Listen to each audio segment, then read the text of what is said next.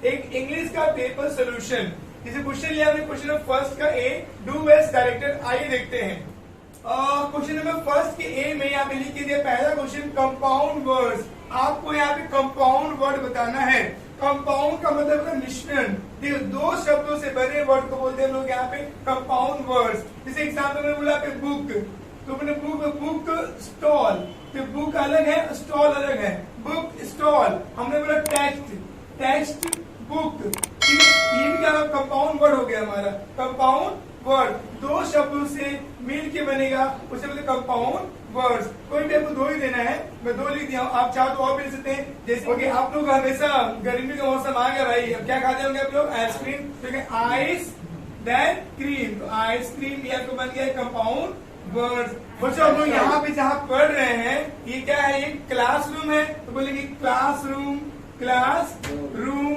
अब ऐसे ये क्या हमारा है? ये तो व्हाइट बोर्ड है, तो बोलेंगे व्हाइट बोर्ड, व्हाइट बोर्ड। ठीक है, ऐसे करके हमारे बहुत सारे दो शब्दों से मिलके जब हम बनाते हैं वर्ड, उसे बोलते हैं कंपाउंड वर्ड्स। जितना पूछेगा आप पता लिख लीजिएगा। ऐसे बहुत सारे शब्दों का प्रैक्टिस कीजिए, एग्जाम में आप डेफिनेटली करके आएंगे। आगे देखिए, हमें क्वेश्चन सेकंड दिया है हिडन वर्ड्स। आपको यहाँ हिडन वर्ड्स देना है, बताना है। यहाँ पे एक आर्टिकल, एक शब्द दिया हुआ आपको, इसमें से दो आपको हिडन वर्ड चुनना है।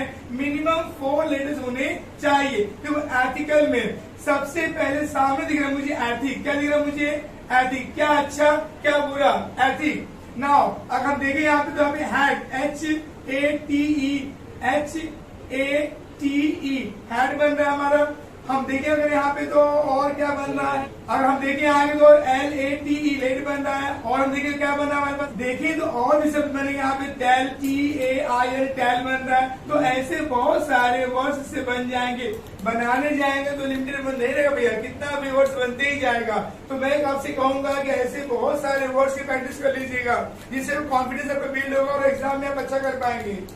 अब पढ़ते क्वेश्चन में third, make a meaningful sentence. देखो एक ना ये फ्रेज दिया हुआ है, इस फ्रेज का यूज करके आपको मीनिंगफुल सेंटेंस फ्रेम करना है।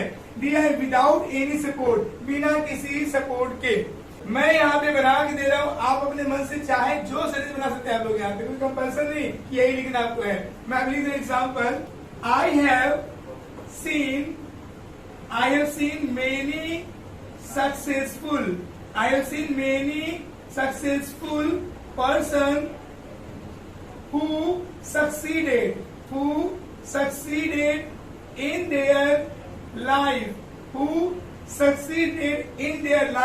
without any support। मैंने अब लिखा है कि मैंने बहुत से लोगों को देखा है जिंदगी में सफलता पाते हुए बिना किसी सपोर्ट के। ओके, तो ऐसा आप भी सेंटेंस फ्रेम कर सकते हो। स्टूडेंट्स, आपके स्कूल में पेपर सॉल्व किए गए होंगे, 21 सेट आपके पास पढ़ा होगा, क्वेश्चन आपको बहुत सारे मिल जाएंगे। तो ऐसे बहुत सारे फ्रेजेस का आप अपने और सेंटेंस प्रैक्टिस कर लो। ठीक है, चलिए आगे क्वेश्चन नंबर 4 देखो क्या लिख दिया है। स्पॉट करना है एरर, आपको गलती पहचानना है कि सेंटेंस में क्या गलती दिया हुआ है। And rewrite the correct sentence, फिर सेंटेंस को फिर से सुधार के लिखना आपको है। Many types of games was played at the picnic।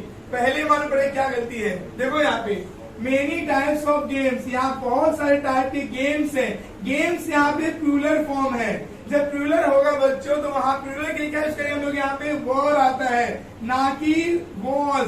Was यहाँ पे मिस्टेक था, यहाँ पे राइट आंसर आएगा many types of games were played at the picnic. ये फिर से सिमिलर लिख दीजिएगा एग्जाम में। ओके, आगे बढ़ते हैं। Question number 5, complete the word chain of collective nouns. पहले कलेक्टिव नाउन्स क्या हम समझ लीजिए। कलेक्टिव नाउन का मतलब होता है ग्रुप, जो ऐसे वर्ड्स जो ग्रुप को डिनोट करते हैं उसे कलेक्टिव नाउन बोलते हैं। पर यहाँ पे एक बहुत अच्छी बात है कि आपको पहले से आपको यहाँ पे ऑप्शन दिया हुआ है, इन्हीं ऑप्शन का प्रयोग करके आपको लिखना है। देखो पहले पहचान इसमें कौन सा कलेक्टिव नाउन है। बैड कलेक्टिव नाउन नहीं है बच्चों, बैड बिस्तर कलेक्टिव नाउन नहीं है। या हीप कलेक्टिव नाउन है। हीप मतलब होता है किसी वस्तुओं का ढेर। ठीक है, हाउस यहाँ पे घर है, कलेक्टिव नाउन नहीं है। लीटर मतलब होता है यहाँ पे देखो यहाँ वहाँ फेंकी गए बहुत सारी चीजें, तो लीटर बोलते हैं। पूरा घर गंदा किया हुआ है चीजों से। बंच मतलब गुच्छा होता है, ये भी आपका कलेक्टिव नाउन है, कलेक्टिव नाउन है। प्लेट यहाँ पे कलेक्टिव नाउन नहीं है, प्लेट डिश होता है। पैनल यहाँ पे कलेक्टिव नाउन हो सकता है क्योंकि यहाँ पे बहुत से जजेस का पैनल है। आपने एक मूवी देखा होगा रुस्तम जी मूवी में बता के दिया है, अक्षय कुमार को बचाने के लिए बहुत से पैनल बैठे रहते हैं। या एग्जाम्पल देखो ओ माय गॉड मूवी में बता के पैनल बना के दिया है जजेस के। आगे देखिए लैम्प कोई आपका कलेक्टिव नाउन नहीं है। तो अब यहाँ मान लो ये सब कट गए हैं, तो अभी मोब का मतलब क्या होता है? मोब मतलब होता है गैदरिंग ऑफ द पीपल जो किसी अनवांटेड रीजन के लिए खड़े हुए हैं और एक साथ में कुछ भी प्रॉब्लमेटिक क्रिएट कर सकते हैं, उसे बोलते हैं मोब। क्या बोलते हैं? मोब। तो मोब के लिए यहाँ पे बी मिला, बी, तो बी से खेलेंगे हम अंताक्षरी, तो बी से दिया है बंच, BUNCH बंच। फिर लास्ट में एच मिला, खेलो अंताक्षरी। एच से हीप, HEAP हीप। फिर पी से खेलो अंताक्षरी, पी से दिया है पैनल और एल से दिया है litre, LITTER litre. Okay students, I hope कि आपको सब समझ में आ गया होगा। स्टूडेंट्स हमने अभी A1 देखा, A1 के बाद हमें A2 देखना है। डू एज डायरेक्टेड यहाँ भी लिख के दिया है, जैसा कहा है वैसा आपको करना है। क्वेश्चन नंबर फर्स्ट क्या कह रहा है? Make sentence of your own using the word tier in the two separate sentence that word having different meaning. Okay, देखो बच्चों आपको यहाँ पे टीयर शब्द को यूज करना है और दो डिफरेंट मीनिंग बनाना है इसको। तो टीयर का मतलब होता है यहाँ पे आंसू। क्या होता है? टीयर मतलब होता है आंसू, और एक टीयर का मतलब होता है फाड़ना। क्या होता है? फाड़ना, टेयर करना। दोनों में प्रोनाउंसिएशन अलग अलग हो जाएगा। इसे पढ़ेंगे टीयर और इसे पढ़ेंगे टेयर। क्या पढ़ेंगे इसे हम लोग? टेयर पढ़ेंगे। तो हमने अभी देखा यहाँ पे टीयर और टेयर। तो टीयर का मतलब होता है आंसू और टेयर मतलब होता है फाड़ना। अब दोनों सेम स्पेलिंग है बट दोनों का प्रोनाउंसिएशन क्या अलग है, उसे बोलते हैं होमोग्राफ। अगर आप इस पे डिटेल जानना चाहते हो, मैं इसे वीडियो बना के दिया हूँ, अगर आप नहीं देखो देख सकते हैं। ठीक है, देखिए आप यहाँ पे मैं एग्जाम्पल इसका बना के दे रहा हूँ सेंटेंस का। मैंने बोला यहाँ पे I have seen tear in the eyes of suffered people। जो लोग तकलीफ झेले हैं उनकी आंखों में मैंने आंसू देखा है। ओके, आप अपने सेंटेंस यूज कर सकते हैं। नाउ अब हम टेयर का यूज करेंगे हम लोग यहाँ पे। So kids tier the pages of notebooks. ठीक है, हमने जहाँ देखे हैं नॉर्मली कि जो बच्चे होते हैं ना वो क्या करते, टेयर करते थे, फाड़ते हैं क्या, पेजेस को, किसके, नोटबुक्स के। Question number second, ideas. हमें सेंटेंस में आइडियाज करना है। आइडियाज का मतलब होता है इन डायरेक्ट स्पीच। आपको दिया हुआ डायरेक्ट स्पीच, आपको करना इन डायरेक्ट स्पीच में। माई मदर यहाँ पे सबसेट है, जो स्पीकर वो सब्जेक्ट कहलाता है। रिप्लाइड, इन्वर्टेड कॉमा में जो दिया हुआ है सब जानते हैं कि रिपोर्टेड स्पीच होता है, और जो रिपोर्टेड स्पीच के बाहर होता है उसे रिपोर्टिंग स्पीच हम जानते हैं। ये रिपोर्टिंग स्पीच हमारा है। अब समझिए, हम जानते हैं कि रूल्स की जब रिपोर्टिंग स्पीच आपका पास्ट टेंस में जो रिप्लाइड दिया है ये वर्ब का सेकंड फॉर्म है, ये पास्ट टेंस में है। रिपोर्टिंग स्पीच अगर पास्ट टेंस में होगा तो रिपोर्टेड स्पीच का टेंस भी पास्ट टेंस के अनुसार बदलेगा। तो यहाँ पे जो डज दिया है ये बन जाएगा डिड में। किसे बनेगा? डिड में। It does not matter to me, अगर मी है फर्स्ट पर्सन तो बदलेगा किसी सब्जेक्ट के अनुसार। सब्जेक्ट कौन यहाँ पे? माई मदर कोई लेडी है, इसके लिए आप दिया तो मी का होगा हर। क्या होगा? हर। अब आई भी फर्स्ट पर्सन है, बदलेगा सभी के लिए, तो आई का होगा शी। विल का होगा यहाँ पे वुड। ठीक है, अब यहाँ पे सी the flowers in full Bloom. अब मैंने आपको बता के देखिए इसमें कौन चेंज हो रहा है। देखिएगा, माई मदर रिप्लाइड रहेगा।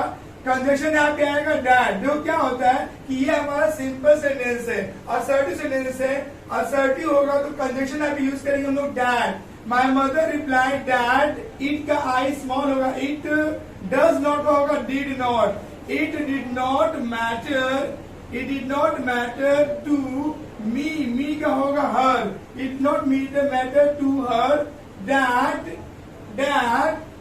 नाउ आएगा शी विल का would, she would not see the flowers in full Bloom.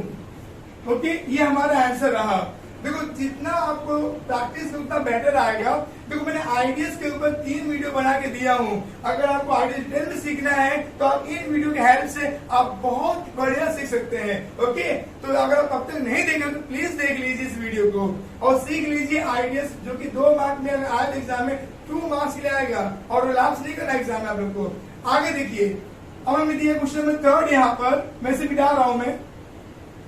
देखिए question number 3, present perfect tense of the verb. ये जो सेंटेंस दिया है इसमें आपको प्रेजेंट परफेक्ट टेंस का यूज करना है। हमें पता है टेंसेस फिर से बोलूंगा, टेंसेस का मैं वीडियो बना के दिया हूं मैं, नहीं देखो सीख ले डिटेल में। देखिए देखो, प्रेजेंट परफेक्ट टेंस का हेल्पिंग वर्ब होता है हैज या हैव। क्या होता है बच्चों? हैज होता है या हैव होता है, इसके साथ में लगता है वर्ब का थर्ड फॉर्म। ये आपको समझना होगा। तो समझो, यू विल दिया है, ये आपका सिंपल फ्यूचर टेंस है। विल को यहाँ से हम हटाएंगे, वहां लिखेंगे हम लोग यहाँ पे यू के लिए हैव आएगा। यू हैज नहीं होता बच्चों, यू हैव। और फील का थर्ड फॉर्म करेंगे तो फेल्ट होगा। तो you have felt the Joy of having contributed. ये हमारा आंसर है। सो स्टूडेंट्स, हमने अभी क्वेश्चन नंबर 1 का ए भी कंप्लीट कर लिया है। 1 के ए में A1 था, A2 था, हमने कंप्लीट कर लिया। अब देखते हैं क्वेश्चन नंबर 1 क्या बी, इसमें 2 क्वेश्चन दिया है। Use the given 2 words. यहाँ 2 वर्ड्स दिया है, कंपैशन और ambitious, in a single sentence of your own. आपको इन 2 शब्दों का प्रयोग अपने खुद के सेंटेंस में करना है। कंपैशन का मीनिंग होता है बच्चों फीलिंग मिजरी फॉर समवन, किसी के लिए बोलते हैं ना हम, दया का भाव करना, तो कंपैशन है। और एम्बिशियस का मतलब होता है काफी जिज्ञासु होना सफलता पाने के लिए। तो अब मुझे दोनों शब्दों का एक सेंटेंस में यूज करना है। One must not be so ambitious that their own feeling of compassion, their own feeling of compassion are hurt them. One must not be so ambitious, किसी को इतना भी ambitious नहीं होना चाहिए, that their own feeling, कि खुद की जो feeling है compassion की, are hurt them, कि उनको तकलीफ खुद को दे दें। ठीक है, क्लियर? तो आप अपने ऐसे ही कुछ भी आपको अपने सेंटेंस में 2 वर्ड्स का इस्तेमाल करके आप ओन सेंटेंस बना सकते हो, पर मीनिंग आपको प्रॉपर होना चाहिए। आगे देखिए question number 2, pick modal auxiliary. देखो मॉडल ऑक्सिलरी आपको यहाँ पे पिक करना है और बताना है स्टेट इट्स फंक्शन, और वो क्या फंक्शन प्ले कर रहा है। दिया है we must be bold, must है, ये हमारा मस्ट जो है ये है मॉडल ऑक्सिलरी है। और ये क्या बता रहा है? ये बता रहा हमको यहाँ पे कंपल्सन, ये बता रहा हमको कंपल्सन, या ये बताता है ऑब्लिगेशन। क्या बताता है हमें? ऑब्लिगेशन बताता है बच्चों। ये इसका फंक्शन है। नॉर्मली एग्जाम्स में पूछते रहता है बच्चों, ध्यान दीजिएगा आप लोग। तो आशा करता हूँ कि आपको ये वीडियो समझ में आया होगा। फ्रेंड्स, अगर आप चैनल पे नए हैं तो चैनल को सब्सक्राइब कर लीजिए। ओके, बेल क्लिक कर लीजिए, आप आने वाले हमारे नए वीडियो की नोटिफिकेशन पा सके। बोर्ड एग्जाम बहुत नजदीक है, आई होप आप सब पढ़ाई कर रहे होंगे। पर अगर मेरा वीडियो थोड़ा हेल्पफुल हो तो प्लीज चैनल को सब्सक्राइब कर लीजिए और इसे शेयर कीजिए। Thank you so much. जल्दी मिलते हैं अगले वीडियो में, बाय बाय।